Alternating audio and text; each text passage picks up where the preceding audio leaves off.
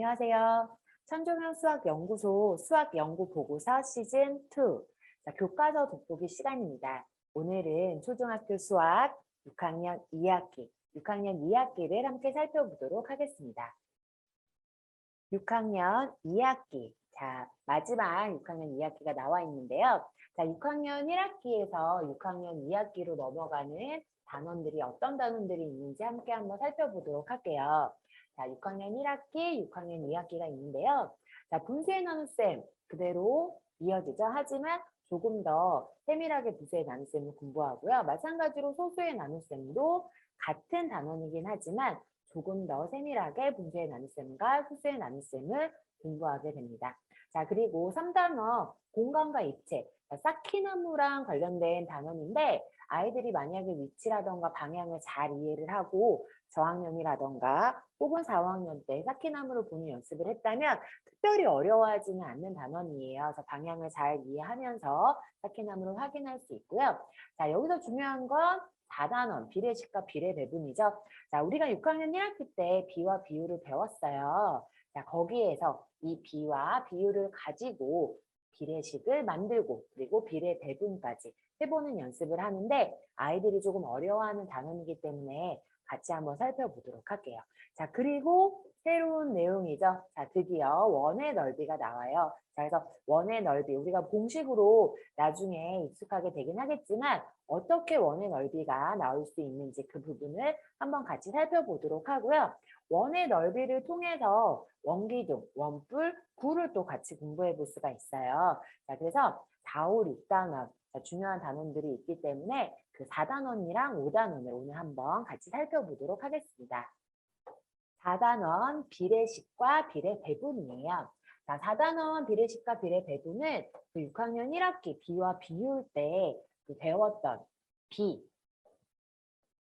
그리고 비율 이 두 부분을 가지고 우리가 비례식을 만드는 거예요. 그래서 비례식에 대한 여기 정의가 나와 있는데 비율이 같은 두 비를 등호를 사용해서 나타낸다고 나와 있어요. 그래서 우리가 비율이 같은 두 비, 그래서 우리 비를 몇 대 몇이라고 나타냈죠. 그래서 2대 3, 6대 9, 두 개의 비인데 대신에 조건이 있어요. 무조건 만드는 게 아니에요. 만약에 예를 들어 1대 5, 그 다음에 2대 3 이렇게 두 비를 해서 등호를 사용해서 만들었다고 해서 이거는 비례식이 될 수가 없어요. 그 이유는 뭐냐면 비율이 같아야 돼요. 비율이 같아야 하기 때문에 우리 비율은 기준분에 비교하는 양이었죠.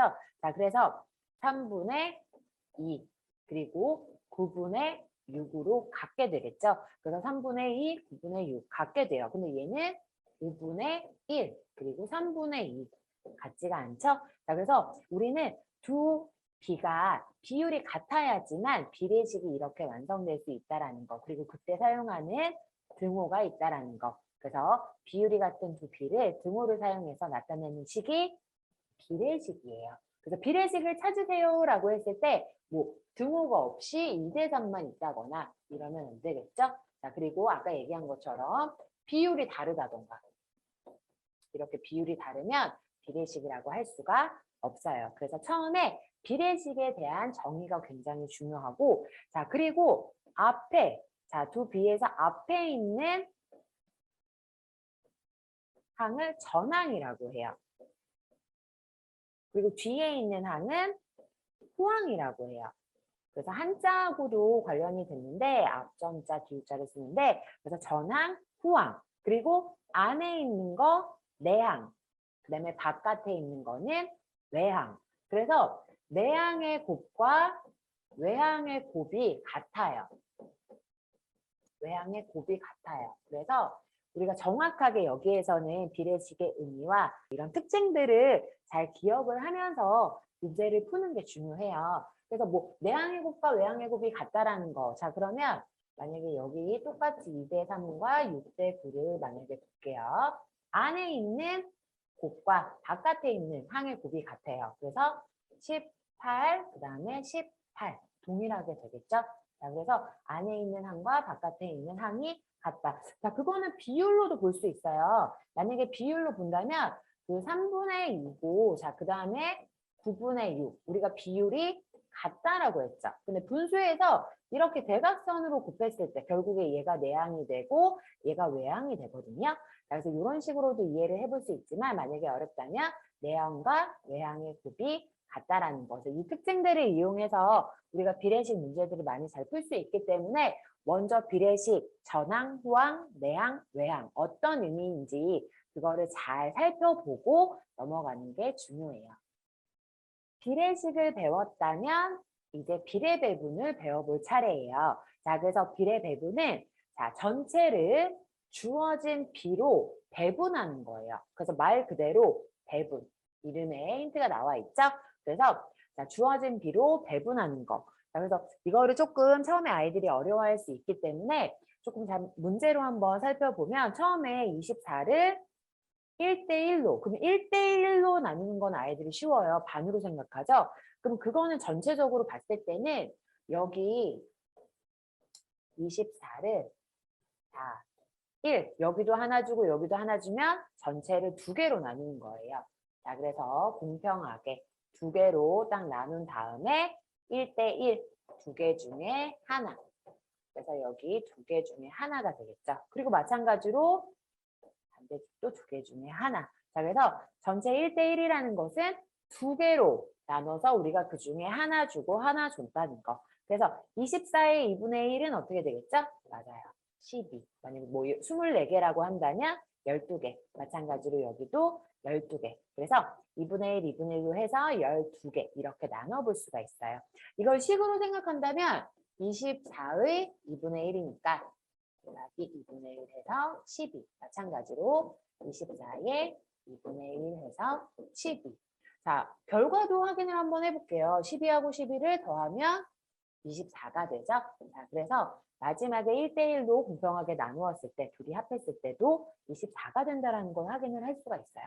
그러면 조금 쉬운 숫자로 1대1로 해봤다면 이번에는 3대5로 한번 해볼게요. 3대5는 24를 3개, 그 다음에 5개, 3대5로 나눠준다는 건데 그렇다라는 건 전체를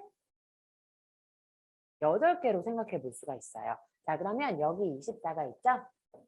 24를 8개로 한번 나눠볼게요. 4개, 그리고 이렇게 가운데 나눠주면 8개. 자, 8개 중에 3개.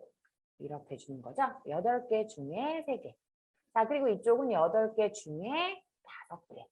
그래서 이렇게 나눠주는 거예요. 자, 그러면 몇 개가 되는지 한번 살펴볼게요. 자, 24에 8분의 3이죠. 자, 그러면 9개. 자, 그리고 24에 8분의 5. 15개. 그래서 24를 8로 나누게 되면 이거 하나가 다 3이 돼요. 자, 3이 되기 때문에 그게 3개 있고 그게 5개 있어서 9개, 15개. 자, 그러면 더해서 몇 개죠? 24개.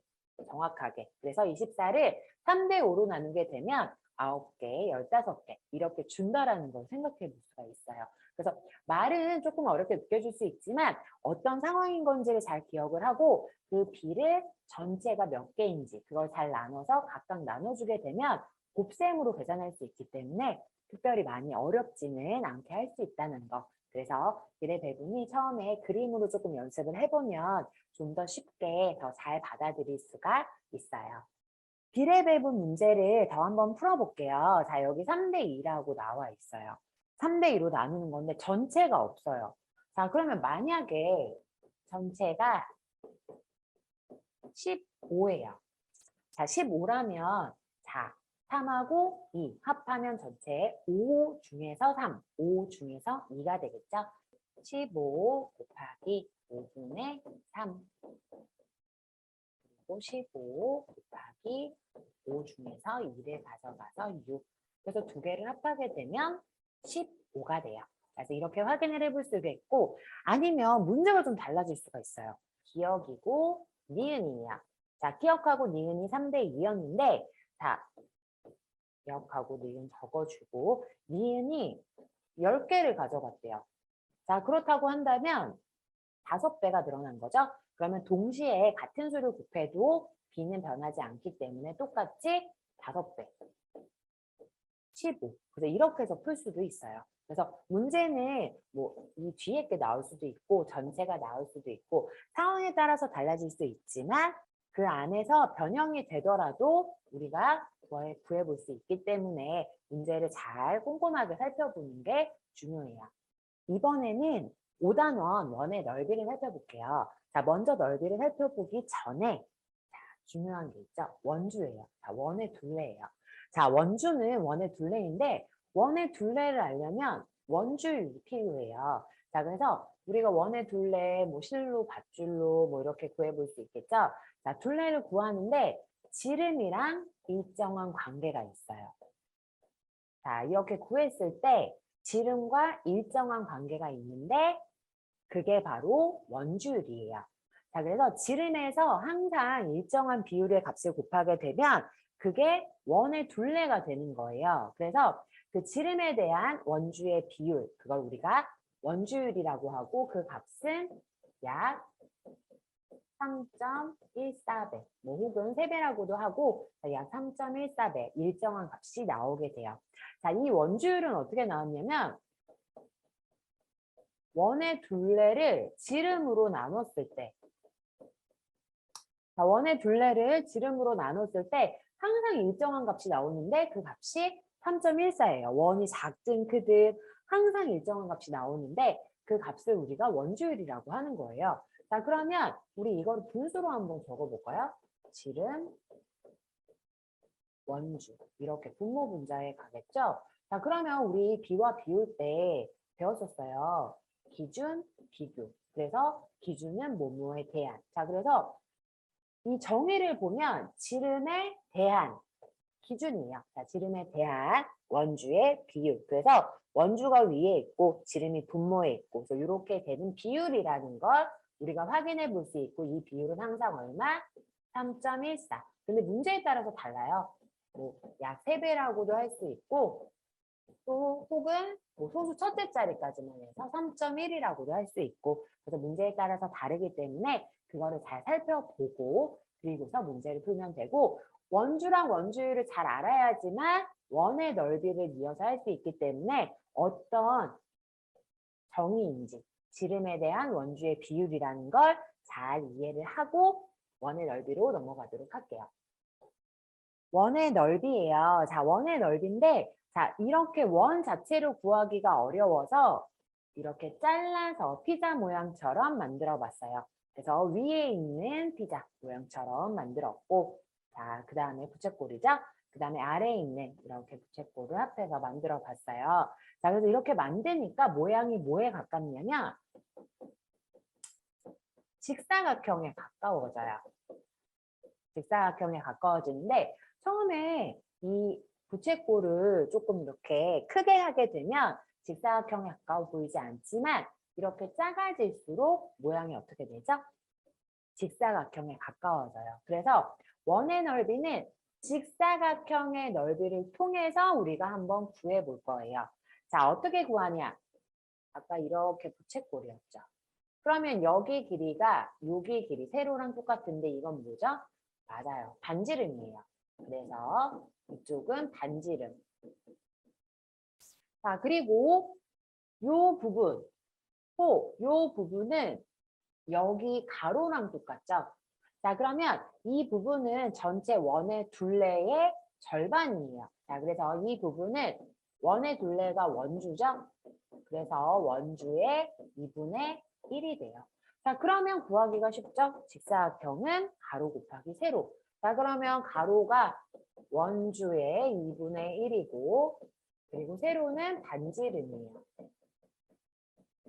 자, 근데 우리가 아까 원주를 배웠어요. 원주는 지름이 커질수록 일정하게 원줄에 의해서 커지게 되죠. 자, 그래서 지름에서 약 몇 배냐면 원주율만큼 3.14배. 자, 그래서 원주율만큼 커지게 돼요. 나머지는 그대로 적어줄게요. 나머지는 그대로 적어줄게요. 자, 그러면 식을 조금 더 간단하게 할 수가 있어요. 우리가 곱하기는 먼저 이렇게 다른 수를 곱하더라도 결과에 영향이 없어요. 자, 그러면 지름을 가지고 나눈 건 뭐가 되죠? 맞아요. 반지름이 돼요. 자, 그래서 결과적으로 반지름 곱하기 뭐가 되죠? 원주율이 돼요. 자, 그래서 우리가 어떻게 해서 원의 넓이를 구할 수 있었는지, 그건 직사각형의 넓이를 이용했다라는 거, 직사각형으로 이렇게 만들 수가 있다라는 거, 아주 눈에 보이지 않을 정도로 잘게 자르면 직사각형의 넓이와 같기 때문에 그 가로 곱하기 세로를 통해서 우리가 반지름 곱하기 원주율이 나왔다라는 거. 그래서 어떤 부분이 세로이고 어떤 부분이 가로인지 그림을 먼저 이해를 하고, 그리고서 이렇게 공식을 나중에 반지름 곱하기 원주율이라고 해서 이해를 하면서 풀면 원의 넓이를 하는데 크게 어렵지는 않을 거예요. 4단원 비례식과 비례배분, 5단원 원의 넓이를 같이 한번 살펴봤는데요. 자, 6학년 2학기 내용이 원의 넓이 같은 경우에는 또 새로운 내용이었어요. 그래서 이 내용은 중학교에도 이어지기 때문에 지금 개념을 확실하게, 물론 원의 넓이 공식을 우리가 알 수는 있지만 어떻게 왔는지 이해를 하고 넘어가야 중학교 때도 흔들림 없이 문제들을 잘 풀 수가 있기 때문에 지금 배운 개념들을 먼저 잘 이해를 하는 게 중요해요. 그래서 딱 공식만 외우려고 하는 게 아니라 어떤 과정을 통해서 이 공식이 나왔는지가 중요해요. 그래야 연관된 문제들을 좀 더 수월하게 풀 수 있기 때문에 개념을 확실하게 본인이 이해를 하고 넘어가는 걸 추천드리고, 그 6학년 2학기 마무리 잘 하시면서 그 중학교 대비도 잘 같이 하시기를 바랄게요. 자, 감사합니다. 오늘은 드디어 이제 6학년 2학기 마지막 6학년 2학기에 관한 실전 문제를 함께 볼 시간이에요. 그래서 문제를 통해서 6학년 2학기를 함께 살펴보도록 할게요. 자, 4단원, 중요한 단원이죠. 비례식과 비례배분이에요. 그래서 문제를 한번 같이 살펴보도록 할게요. 자, 가영이와 나영이가 14,000원. 자, 중요한 게 전체가 14,000원이죠. 자, 그런데 3분의 1 대 4분의 1로 나누어 가지려고 한대요. 그래서 각각 얼마씩 가져야 합니까? 라고 물어봤는데, 먼저 그 3분의 1 대 4분의 1. 자, 그런데 3분의 1 대 4분의 1은 계산하기가 좀 어려워요. 자, 그래서 우리가 고쳐줄 거예요. 어떻게 고쳐줄 수 있죠? 자, 두 개에 각각 같은 수를 곱하더라도 변함이 없어요. 그래서 없애주려면 최소 공배수 11을 곱해주고, 자, 4분의 1도 마찬가지로 12를 곱해주는 거예요. 자, 그러면 어떻게 되죠? 자, 3. 반대로 돼요. 반대로. 자, 그래서 반대로 4 대 3으로 가져간다라는 거. 자, 그럼 전체가 14,000원인데 4 대 3. 7개 중에 4개, 7개 중에 3개예요. 자, 그러면 가영이는 14,000원에서 7개 중에 4개를 가져가고, 자, 얼마죠? 그러면 8,000원이네요. 8,000원. 자, 그리고 나영이는 14,000원 중에서 7개 중에 3개. 그래서 6,000원을 가져가요. 그러면 그 두 개의 금액을 합해보면 14,000원이 맞네요. 그쵸? 자, 그래서 앞에 있는 가영이가 8,000원이고 뒤에 있는 나영이가 6,000원이라는 거. 우리가 그 앞에 뒤에 순서에 따라서도 가격이 달려질 수 있기 때문에 앞에 있는 가영이가 더 많이 가져간다는 걸 알 수가 있어요. 그래서 자연수의 비로 고쳐준 다음에 비례배분을 하면 크게 어렵지 않게 문제를 풀 수 있으니까 문제를 통해서 많이 연습을 해보는 걸 추천드릴게요. 이번에는 5단원 원의 넓이예요. 자, 문제를 한번 볼게요. 자, 정사각형이라고 나와 있어요. 자, 여기 길이는 나와 있지 않지만 이 사각형이 정사각형이라고 나와 있죠. 자, 그리고 이 정사각형의 밖에 꼭 맞는, 그러니까 딱 이렇게 접한다는 건데 꼭 맞는 원을 그렸을 때 색칠한 부분의 넓이를 구하시오. 자, 원주율은 3이라고 나와 있네요. 자, 3, 3.1, 3.14 그 여러 가지가 나올 수가 있는데, 자, 원주율 같은 경우에는 3이라고 여기서 지정을 해줬어요. 자, 그러면 이 그림을 우리가 조금 돌려서 볼 수도 있어요. 자, 그래서 만약에 이렇게 보고 이렇게 그려줄게요. 자, 그리고 여기가 색칠이 된 거죠. 그래서 이쪽이 색칠이 되어 있어요. 색칠이 되어 있고, 자, 이렇게 보면 몇 cm죠? 8cm. 자, 그러면 원의 지름이 8cm예요. 자, 그러면 원의 넓이를 구할 수가 있죠? 반지름 곱하기 원주율. 자, 그러면 48제곱센티미터가 되겠죠. 자, 그래서 원의 넓이는 반지름이 4기 때문에 이렇게 구할 수가 있어요. 자, 그리고 정사각형은 한 변의 길이가 없지만 마름모로 봐서 구할 수가 있죠. 그래서 마름모는 한 대각선과 다른 대각선. 그래서 정사각형의 넓이는 8 곱하기 8에서 마름모로 보는 거기 때문에 어떻게 되죠? 나누기 2예요. 여기서는 한 변의 길이가 있는 게 아니에요. 자, 그렇기 때문에 그 마름모로 보고 대각선과 대각선을 곱해준 다음에 나누기 2를 하는 거예요. 64를 나누기 2하면 32가 되겠죠. 자, 그러면 48에서 32를 빼니까 색칠한 부분은 16. 자, 그러면 우리가 원의 넓이를 물어봤지만 여기에서는 정사각형과 마름모의 넓이도 알아야지만 색칠한 부분의 넓이를 구할 수가 있어요. 원의 넓이를 배우면서 다른 넓이들까지도 모두 다 포함해서 같이 물어보는 경우들이 많기 때문에 문제를 많이 풀어보면서 원의 넓이와 그 밖에 다른 도형의 넓이도 같이 많이 구해보는 걸 추천할게요. 이번에는 6단원 원기둥 원뿔 구예요. 자, 6단원은 5단원의 원의 넓이를 통해서 그 원기둥 원뿔 9를 함께 살펴볼 수가 있는데요. 문제를 한번 보도록 할게요. 자, 페인트 한 통으로는 10제곱미터를 칠할 수가 있대요. 자, 근데 원통의 겉면을 빠짐없이 자, 모두 다 칠하려고 할 때 페인트는 적어도 몇 통이 필요한지 물어봤어요. 자, 원통이 나와 있는데 원통이 지금 누워있죠. 자, 원통의 겉면을 그러면 겉넓이겠죠. 겉에를 빠짐없이 모두 칠한다고 했기 때문에 자, 그림을 바꿔서 전개도로 그려줄 수가 있어요. 그래서 이렇게 그려줄 수가 있겠죠. 자, 그래서 반지름은 2. 그래서 여기 반지름이 똑같이 2가 되고, 자, 그리고 높이는 얼마가 되죠? 4가 돼요. 4. 자, 그래서 이렇게 해서 전체의 겉넓이를 구해볼 수가 있어요. 그러면 먼저 밑면부터 한번 구해볼게요. 밑면은 원이네요. 원이니까 반지름 곱하기 반지름 곱하기 원주율. 자, 그러면 12가 되겠죠. 자, 그럼 여기가 10이면 아래 밑면도 맞아요. 아래 밑면도 12가 돼요. 자, 그러면 위와 아래는 10이라는 거를 구해놨어요. 자, 이번에는 직사각형. 그러면 직사각형은 여기 높이는 4예요. 자, 근데 여기 가로가 나와 있지 않아요. 하지만 이 가로와 밑면의 둘레가 어떻죠? 똑같아요. 자, 그래서 이 원의 원주와 이 부분이 동일하다는 거. 그래서 여기와 이렇게 이게 접어져서 만난다는 거는 길이가 똑같다는 거겠죠. 자, 그래서 이 밑면의 둘레, 그래서 원주를 구하게 되면 지름은 4죠. 그러면 지름 곱하기 원주율, 원주율은 3으로 계산할게요. 자, 그럼 3으로 계산하니까 지름 곱하기 원주율 얼마가 되죠? 12가 돼요. 자, 그럼 여기는 12, 그리고 여기는 4. 그러면 12 곱하기 4니까 얼마가 되죠? 48이 돼요. 자, 그러면 처음에 10이었고요. 그리고 48, 그리고 아래 12 이렇게 있죠.